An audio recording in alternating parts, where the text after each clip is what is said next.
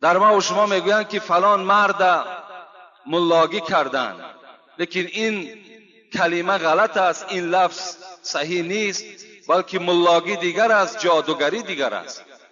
باید گفت که باید جادوگری کردن، نه ملاگی کردن. یک زمان بود چند سال پیش در یک خانه من شام خواندم، نماز شام.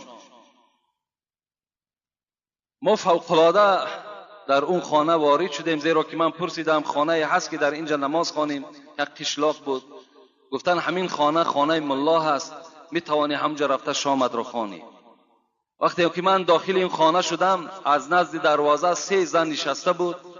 وقتی وارد خانه شدم، یک زن همراه ملا نشسته بود. اون ملا نبود، ولی جادوگر بود.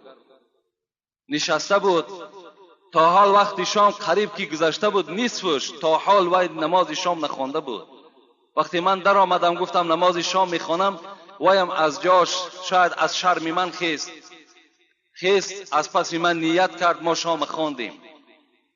وقتی خواندیم من وقتی زیاد داشتم اونجا نشستم، حتی وای از من شرمم نکرد، به من اهمیتم نداد. اون زمانها